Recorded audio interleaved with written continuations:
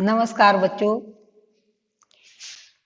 आज से जो है हम 12th क्लास का अपना ज्योग्राफी का काम शुरू करते हैं। और ज्योग्राफी के आपके जो है दो पार्ट हैं। एक सेक्शन ए जो कि जिसमें कि मानव भूगोल है, और एक सेक्शन बी जिसमें कि भारत, उसके लोग और उसकी अर्थव्यवस्था का वर्णन जो है वो किया गया है। आपके होमवर्क के अकॉर्डिंग हम पहले जो है सेक्शन बी से जो है वो शुरू करते हैं। और आपका जो है सेक्शन बी में फर्स्ट लेसन जो है जनसंख्या, वितरण, घनत्व, वृद्धि और संगठन है। इस पाठ के हिसाब से हम जो है इसमें जनसंख्या के वितरण का वर्णन करेंगे। वितरण का मतलब होता है जनसंख्या का बंटवारा, कि भारत में टोटल पॉपुलेशन जो है, जनसंख्या टोटल जो है वो कितनी है, और अलग अलग राज्यों के हिसाब से, अलग अलग जो है नगरों के हिसाब से, गांव के हिसाब से जनसंख्या का डिस्ट्रीब्यूशन जो है वो किस तरह से किया गया है। जनसंख्या का घनत्व जो है वो किस आधार पर किया गया है। जनसंख्या में वृद्धि जो है वो किस आधार पर हुई है। जनसंख्या का संगठन का वर्णन जो है इस लेसन के माध्यम से हम करेंगे। इसमें सबसे पहले जब बात आती है जनसंख्या की, तो हमें ये पता होना चाहिए कि हमारे देश की टोटल जनसंख्या जो है वो कितनी है। हमारे देश में जो है वो जनगणना 10 वर्ष में की जाती है, और पिछली जनगणना जो है वो 2011 में की गई थी। और जो है 2011 की जनगणना के अनुसार हमारे देश की कुल जनसंख्या जो है वो 121.02 करोड़ है। कुल जनसंख्या, सबसे पहले जो है कुल जनसंख्या, हमारे देश की कुल जनसंख्या जो है वो 121.02 करोड़ है। और जो है जनसंख्या की दृष्टि से विश्व में जो है हमारा देश दूसरे स्थान पर है। हम जो है ये, अब आप ये सोचोगे कि जनसंख्या की दृष्टि से हमारा देश दूसरे स्थान पर है, तो पहले स्थान पर कौन सा देश है, ये भी आपके लिए जानना उतना ही जरूरी है। तो विश्व में सबसे अधिक जनसंख्या वाला देश जो है वो चीन है। चीन है, और चीन की जनसंख्या जो है वो 134 करोड़ है।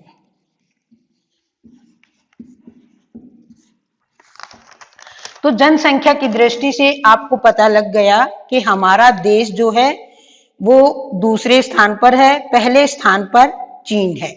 अब जो है हम आगे जनसंख्या का, अपने देश की जो कुल जनसंख्या है उस जनसंख्या के वितरण का वर्णन करेंगे। यहाँ पर आपका क्वेश्चन भी जो है वो बन जाता है कि भारत में जनसंख्या के वितरण का वर्णन कीजिए।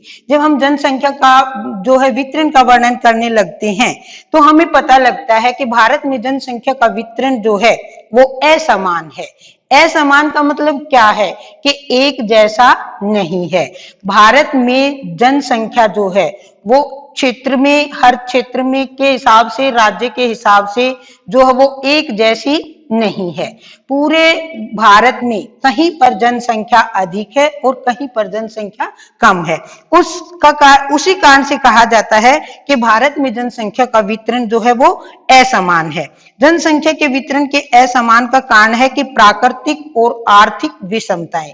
प्राकृतिक और आर्थिक विषमताओं के कारण ही जनसंख्या का वितरण जो है वो असमान है।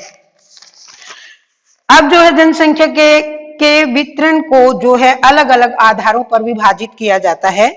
कि एक तो राज्यों के आधार पर, कि अलग अलग राज्य वाइज कि किस राज्य में जो है जनसंख्या कितनी है, और एक जो है ग्रामीण और नगरीय क्षेत्र के आधार पर कि ग्रामीण नगर जो है जनसंख्या कितनी है, ग्रामीण जनसंख्या कितनी है। गांव में निवास करने वाली जनसंख्या को ग्रामीण जनसंख्या कहा जाता है, और नगर में निवास करने वाली जनसंख्या को नगरीय जनसंख्या कहा जाता है। अब जो है राज्य के हिसाब से जब हम करते हैं जनसंख्या के वितरण का वर्णन करते हैं तो जो है सबसे अधिक जनसंख्या जो है 5 राज्यों में पाई जाती है। देश की अधिकांश जनसंख्या, अधिक जनसंख्या वाले राज्य,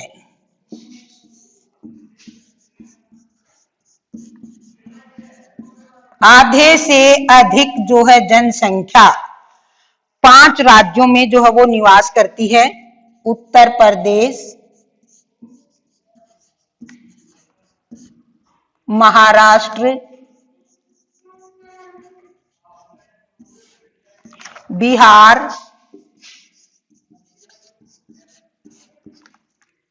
पश्चिमी बंगाल,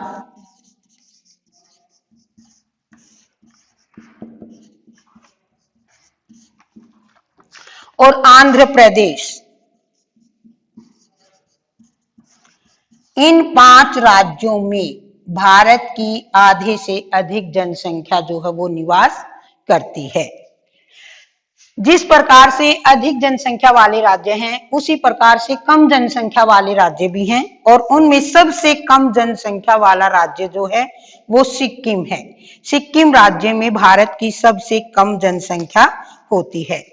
अब जो है हम करेंगे कि भारत में जनसंख्या का जो वितरण है, सबसे पहले वो करने से पहले जो है आपको जो है बता दिया जाएगा कि ये कहीं पर अधिक जनसंख्या और कहीं पर कम जनसंख्या होने के कारण क्या हैं।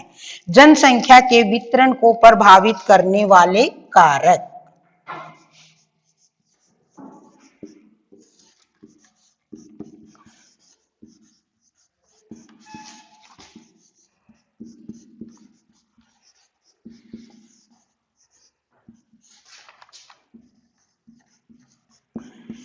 जनसंख्या के वितरण को प्रभावित करने वाले कारक। जनसंख्या के वितरण को प्रभावित करने वाले कारकों को जो है वो 3 भागों में बांटा जाता है।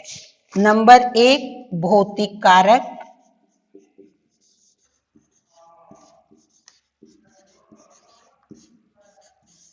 नंबर 2 सामाजिक और आर्थिक कारक,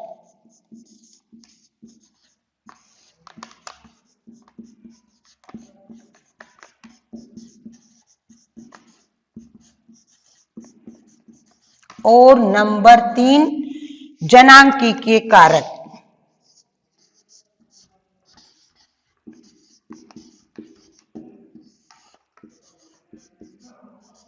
अब जो है इनका हम अलग अलग से जो है वो वर्णन करेंगे कि जनसंख्या के वितरण को प्रभावित करने वाले कारकों में भौतिक कारक जो हैं वो कौन कौन से हैं। जनसंख्या के वितरण को प्रभावित करने वाले कारकों में, भौतिक कारकों में जो सबसे पहले आपका आता है धरातल,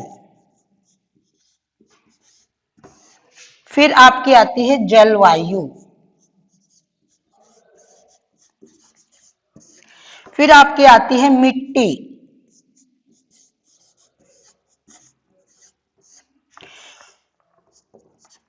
खनिज पदार्थ,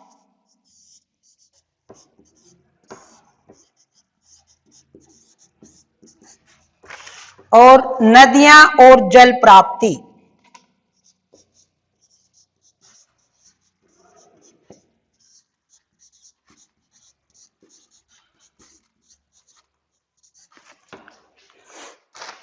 ये तो थे आपके भौतिक कारक। अब जो है आपके सामाजिक कारक, आर्थिक कारक आपके कौन कौन से हैं। खेती बाड़ी,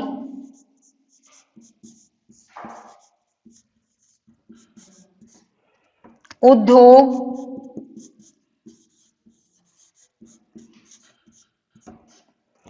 यातायात के साधनों की सुविधा,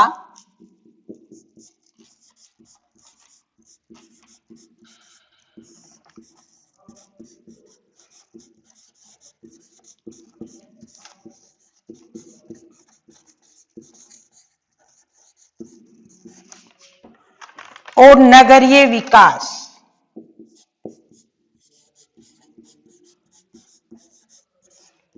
नगरीय विकास ये आपके जनसंख्या के वितरण को प्रभावित करने वाले आर्थिक कारक हैं।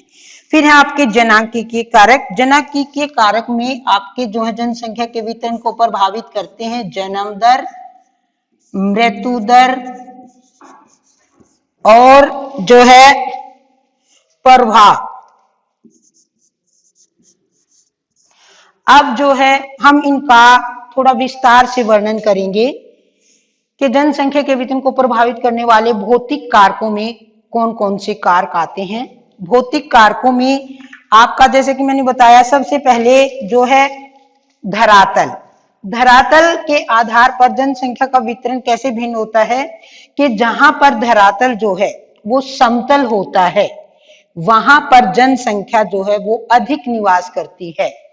इसके अलावा जहां पर धरातल जो है पहाड़ी है, पठारी एरिया है, उनमें जो है वो धरातल समतल न होने की वजह से, यातायात की सुविधा न होने की वजह से वहां पर जो है जनसंख्या कम पाई जाती है। तो धरातल के आधार पर जहां पर धरातल जो है वो समतल होता है वहां पर जनसंख्या अधिक होती है, और जहां पर धरातल जो है पहाड़ी या पठारी एरिया होता है, धरातल समतल नहीं होता, वहां पर जनसंख्या जो है वो कम होती है। जैसे कि हिमाचल प्रदेश है, जो है मेघालय है, इनमें जनसंख्या जो है वो धरातल के आधार पर जो है वो कम है, क्योंकि ये पहाड़ी एरिया है और यहाँ पर समतल इलाकों की अपेक्षा जनसंख्या जो है वो कम होती है।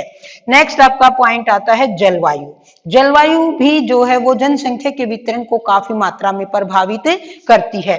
जहां पर जलवायु सम होती है, सम जलवायु का मतलब क्या होता है बच्चों कि न तो गर्मियों में ज्यादा गर्मी और न सर्दियों में ज्यादा सर्दी, जहां का तापमान जो है वो अनुकूल हो, न ज्यादा गर्मी हो न ज्यादा सर्दी हो, तो उसको बोलते हैं सम जलवायु। जहां पर जिन इलाकों की जलवायु सम होती है वहां पर जनसंख्या जो है वो अधिक होती है। इसके अलावा जहां पर जो है गर्मियों में अधिक गर्मी और सर्दियों में अधिक सर्दी होती है वहां पर जनसंख्या जो है वो कम होती है। जैसे कि जलवायु के आधार पर राजस्थान का जो मरुस्थल का भाग है वहां पर जनसंख्या जो है वो बहुत ही कम होती है। नेक्स्ट पॉइंट आपका आता है जनसंख्या के वितरण को प्रभावित करने वाले भौतिक कारकों में मिट्टी। मिट्टी भी जो है वो जनसंख्या के वितरण को काफी मात्रा में प्रभावित करती है। जहां की मिट्टी जो है वो उपजाऊ होती है वहां पर जनसंख्या अधिक होती है। इसके विपरीत जहां पर मिट्टी उपजाऊ नहीं होती वहां पर जनसंख्या जो है वो कम होती है। जैसे कि जो है मिट्टी के आधार पर महाराष्ट्र में मिट्टी जो है वो अधिक उपजाऊ पाई जाती है, इस कारण से वहां पर जनसंख्या जो है वो अधिक पाई जाती है। नेक्स्ट आपका खनिज पदार्थ। खनिज पदार्थ भी जो है वो भौतिक कारकों के अंतर्गत जनसंख्या के वितरण को काफी मात्रा में प्रभावित करते हैं। जहां पर खनिज पदार्थ जैसे कि कोयला, तेल, लोहा, सोना, ये अधिक खनिज पदार्थों वाले क्षेत्र होते हैं, वहां पर जनसंख्या अधिक पाई जाती है।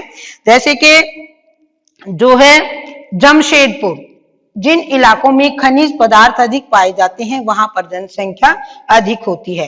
फिर नदियां और जल प्राप्ति, जहां पर लोगों को जल की सुविधा उपलब्ध होती है जो है वहां पर जनसंख्या अधिक होती है। इसके विपरीत जहां पर जो है जल की कमी होती है वहां पर जनसंख्या बहुत ही जो है वो कम पाई जाती है।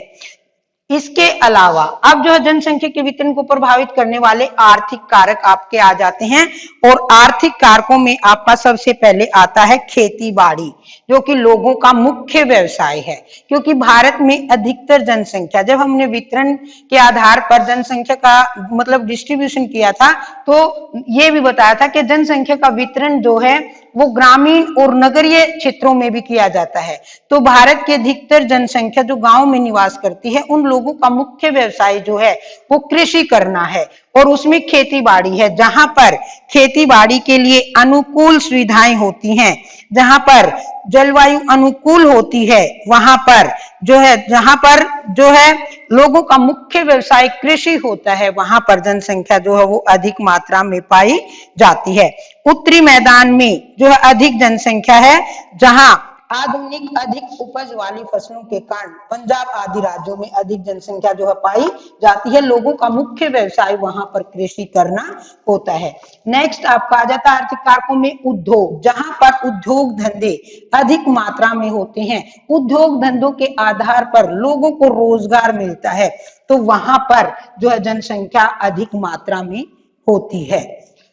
यातायात के साधनों की सुविधा, जहां पर यातायात के साधन उपलब्ध होते हैं वहां पर जनसंख्या अधिक मात्रा में होती है। इसके अलावा जो है नगरीय विकास, जिन नगरों में भी जो है जनसंख्या जो है जहां पर रोजगार के अवसर अधिक होते हैं, रोजगार के कारण जो है वो ज्यादा जो है नगरों में चले जाते हैं। नेक्स्ट पॉइंट आपका आ जाता है जनसंख्या के वितरण को प्रभावित करने वाले कारकों में जनांकीय कारक, जिनमें कि जन्म दर, मृत्यु दर और प्रवाह। जहां पर जन्म दर अधिक होती है और मृत्यु दर कम होती है वहां पर जनसंख्या अधिक होती है। इसके विपरीत जिन क्षेत्रों में मृत्यु दर अधिक होती है और जन्म दर कम होती है वहां पर जो मृत्यु दर अधिक होती है वहां पर जनसंख्या कम होती है। प्रवाह, कुछ प्रवाह का मतलब होता है एक स्थान से दूसरे स्थान पर चले जाना। तो जिन स्थानों पर रोजगार के अवसर अधिक होते हैं वहां पर लोग अधिक मात्रा में चले जाते हैं और जिस स्थान को छोड़कर जाते हैं उसकी कंपैरिजन में वहां पर जनसंख्या अधिक हो जाती है। तो बच्चों आज हमने इस लेसन का जो ये टॉपिक किया है कि जनसंख्या के वितरण को प्रभावित करने वाले कारकों का वर्णन कीजिए, ये आपका जो है वो कंप्लीट हो गया है।